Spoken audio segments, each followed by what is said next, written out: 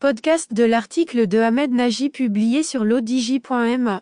L'auteur a intitulé son article « Le vent tourne contre Joe Biden ». Il commence son article ainsi. Quelles sont les chances du Parti démocrate aux prochaines élections américaines de mi-mandat, devant se dérouler le 8 novembre?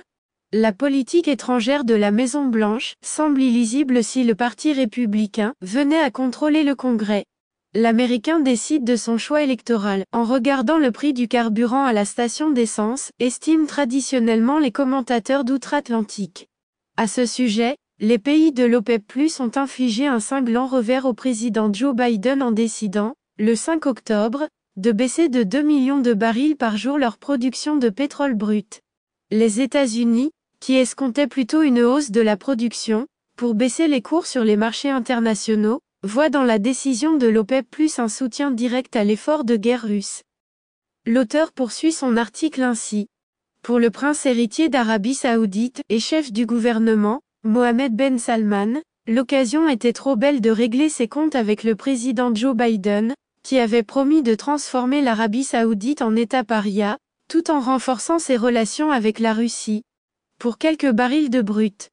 Le président Joe Biden a beau fulminer contre l'Arabie Saoudite, menacé de bloquer les ventes d'armes américaines à ce pays, voire même de réévaluer les relations des États-Unis avec la monarchie saoudienne, le prince Ben Salman ne se sent nullement impressionné. De toute évidence, le pacte de Quincy, qui lie l'Arabie Saoudite aux États-Unis depuis 77 ans sur la base d'un pétrole bon marché contre la protection militaire, est en train de connaître le même sort que le journaliste saoudien Jamal Khashoggi, le démembrement. La perte d'influence des États-Unis au Moyen-Orient est, cependant, beaucoup plus importante que les médias occidentaux ne le laissent apparaître.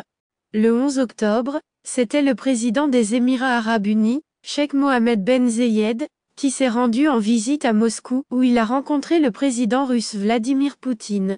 Voici, donc, deux pays arabes très influents, membres du Conseil de coopération du Golfe et importants producteurs de pétrole, alliés traditionnels des États-Unis, qui ménagent leurs relations avec la Russie, aux grandes dames de Washington. Fuite en avant.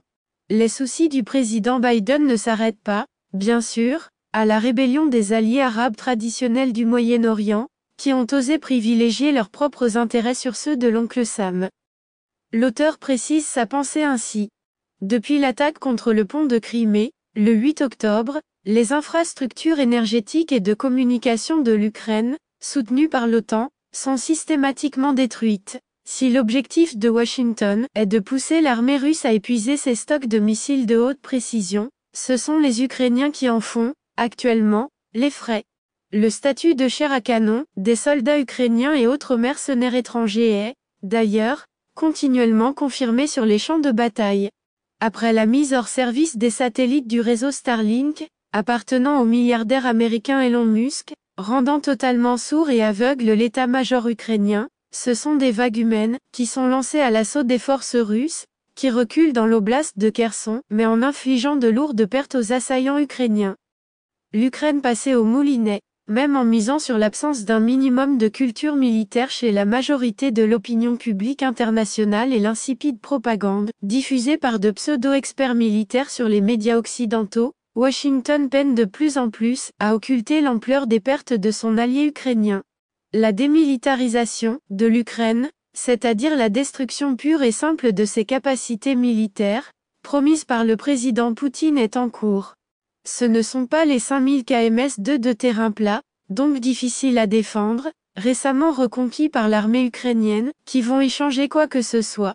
La Russie a déjà ingurgité 110 000 km² de territoire ukrainien. Depuis sa résidence perquisitionnée de Mar-a-Lago, en Floride, l'ex-président Donald Trump jubile. Le mandat de son successeur a tourné court, à mi-chemin, et ce n'est pas le FBI qui pourra empêcher les républicains d'obtenir la majorité au Sénat comme à la Chambre des représentants. Signe des temps, il y a une semaine, la frondeuse Tulsi Gabbard, figure populaire de l'aile gauche du Parti démocrate et ex-candidate aux primaires pour les élections présidentielles de 2020, a présenté sa démission du parti de Joe Biden. L'auteur conclut son article ainsi. Le comédien et l'espion. Le président Zelensky se pose également pas mal de questions. Si la présidence Biden venait à être paralysée par un Congrès contrôlé par les républicains, il risque de se retrouver seul, en tête-à-tête avec Vladimir Poutine. L'ex-comédien ukrainien pourra toujours demander à l'ex-agent du KGB russe s'il est possible de reprendre son émission télévisée à grand succès en Russie, qui a d'ailleurs fait sa fortune. Danse avec un ours irrité en ferait un expressif intitulé. Rédigé par Ahmed Nagy et lu par l'intelligence artificielle de l'Odigi Media. N'oubliez pas de télécharger notre application l'Odigi Mobile sur Android et iOS, et de vous abonner à notre chaîne YouTube l'Odigi TV, si vous souhaitez être au courant des dernières actualités, podcasts et émissions télévisées.